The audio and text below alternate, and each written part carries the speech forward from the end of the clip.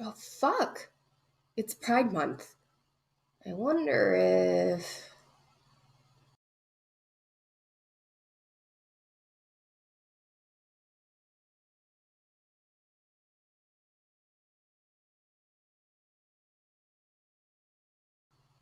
Oh, shit.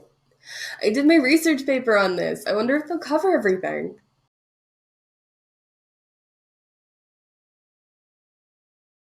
Should have gone through the first break. Scarlett Johansson. It's become an inside joke about queer icons and straight allyship. 50 years after the police raided the Stonewall Inn and its patrons mounted a resistance on the street outside, I still didn't know the answer to this question. Who threw the first brick at Stonewall? Oh, no. Didn't begin at Stonewall. Before Stonewall, we had the Daughters of Bilitis, we had the Mattachine Society. There was the sip-in at Julius's. And the movement in the world dates back to 1897 in Berlin with the founding of Magnus Hirschfeld's organization, which was the first gay rights group. So if gay rights didn't begin at Stonewall, why was Stonewall important? Because it led to the creation of the gay liberation movement. That's not accurate. Nope. Nope. Liberation Front was born out of the ashes of Stonewall. Gay Liberation Front is literally why we have everything we have today.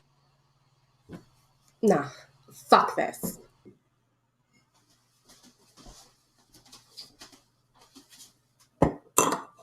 I graduated! Videos might be more frequent, mostly because I'm unemployed, but now that I've graduated, that means I am officially a historian. I'm getting ahead of myself.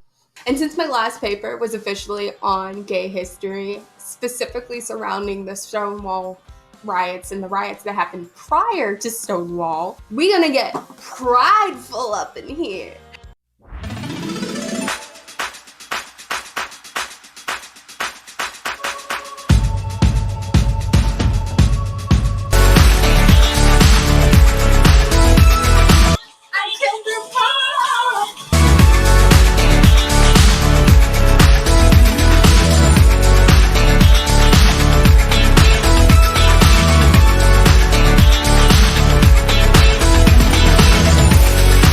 Don't freak out, I found it. RuPaul's not dead. But yeah, honestly, I just watched this video by the New York Times recently, all focusing on what was real and what was not real about the rumors that we know now of Stonewall. And honestly, I think it's super off base. I want to also thank them for bringing together a good source of people who are still alive who experienced Stonewall, because that's sort of a rare thing now these days. It's going to be great for historians down the line. It led to the creation of the gay liberation movement. No, ma'am. No, ma'am. Wrong. Wrong.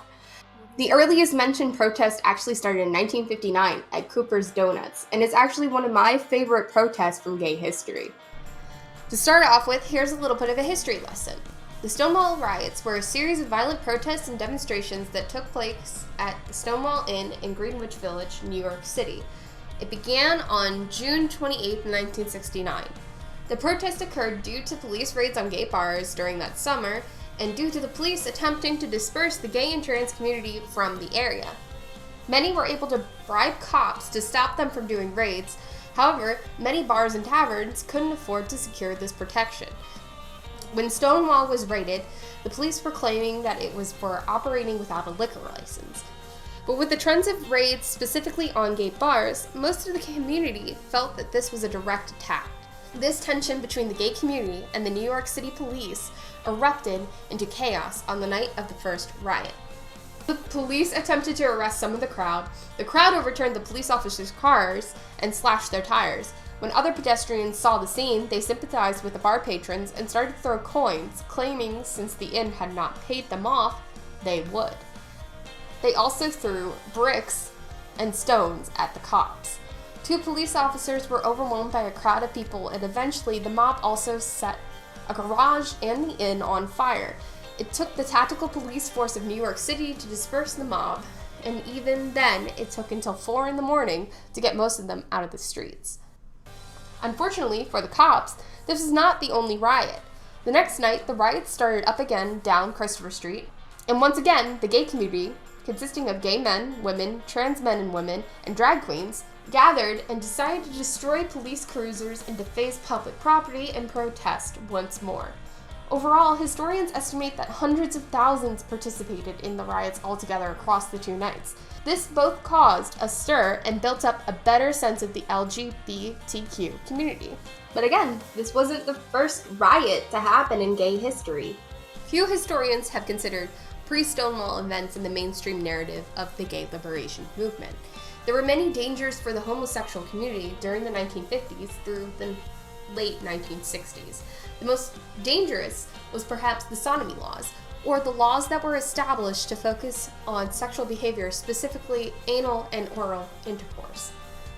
These laws were almost always used against same-sex couples, ranging in punishments that varied from fines, mandated conversion therapy, castration, and even lobotomy.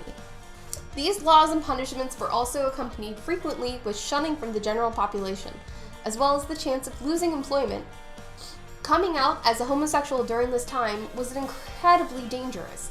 Just being around an area where homosexuals frequented could hold dangerous consequences of being accused of having homosexual tendencies. Frank Kemney, leader of the Washington Gay Machete, best described this discrimination as, "The government's regulations against gay and lesbian employees are a stench in the nostrils of decent people, an offense against morality, an abandonment of reason, and an affront to human dignity, an improper restraint upon the proper freedom and liberty, and disgrace any civilized situation, and violation of all that this nation stands for." In 1959, the Los Angeles police were acting upon these feelings through entrapment, intimidation, and violence. Police specifically targeted trans people, arresting those who perceived gender did not match their driver's license.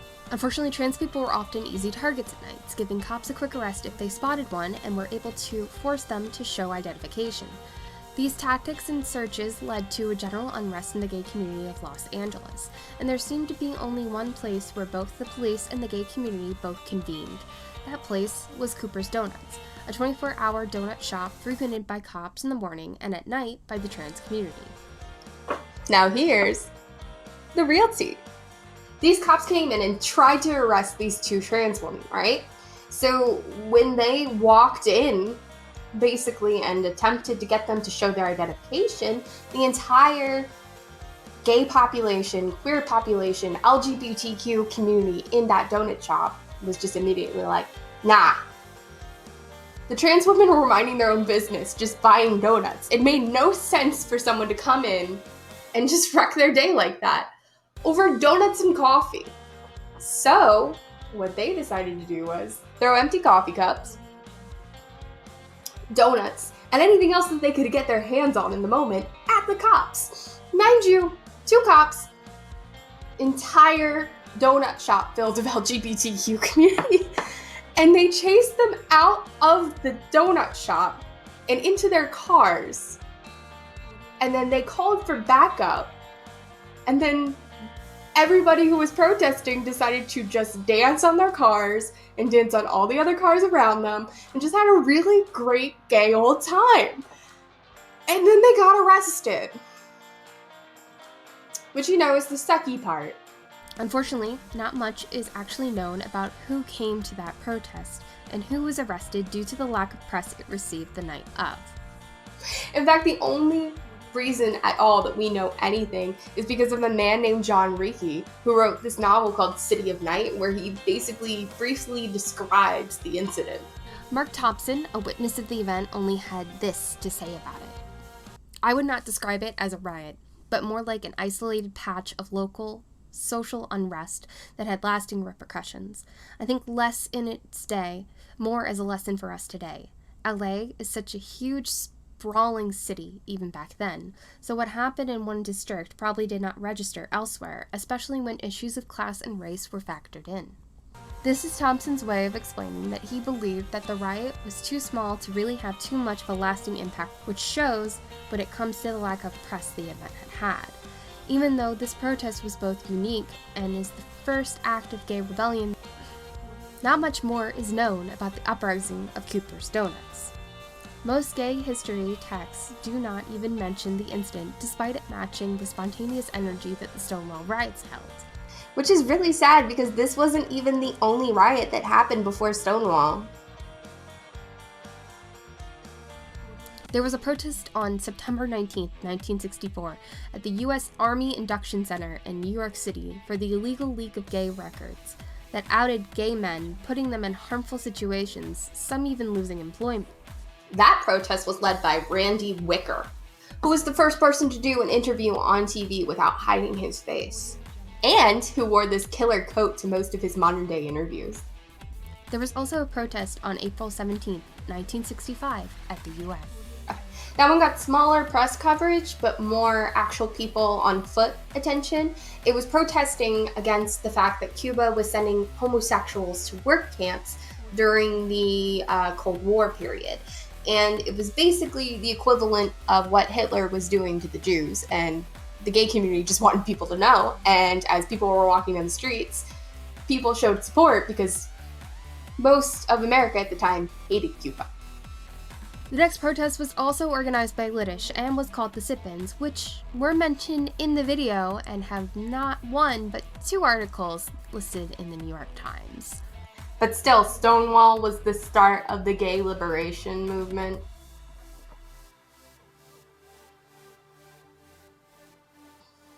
Okay, sure, whatever. But anyway, the Sit-ins are an interesting protest that took place on April 21st, 1966. A very Slytherin protest.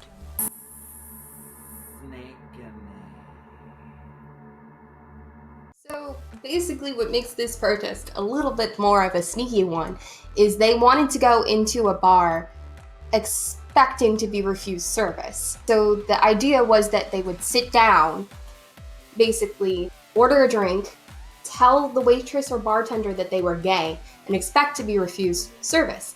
They brought a cameraman in with them, so when they did deny the service, the cameraman would snag the shot.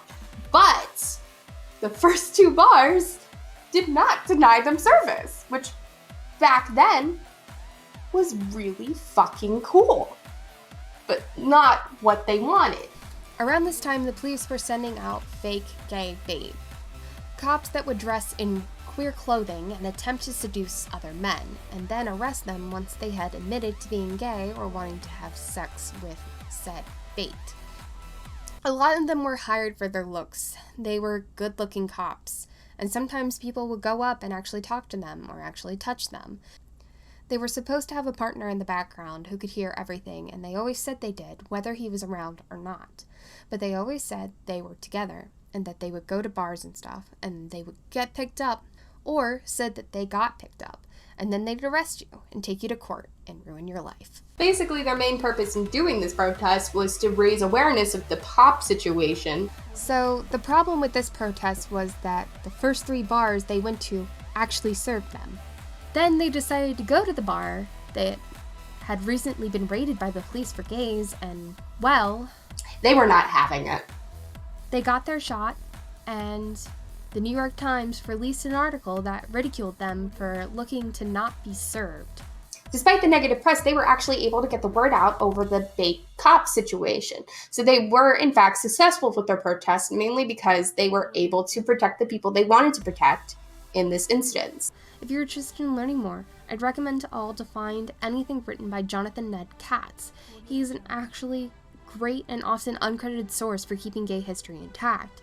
He actually has a website that has a list of gay primary sources for Stonewall and other huge events in our history. Link in the description. The main reason why Stonewall is so popular today is mainly because it happened at the right place at the right time, and the right person was there to record it. It was just the right thing at the right time with the right people in there.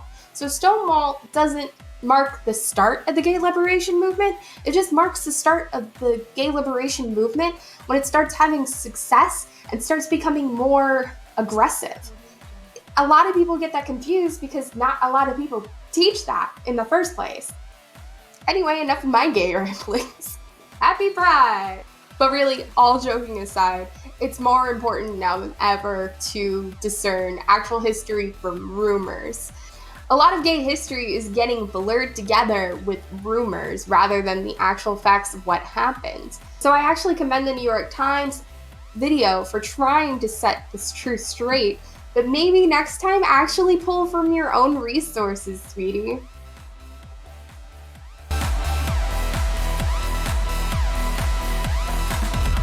Here's the motherfucking tea.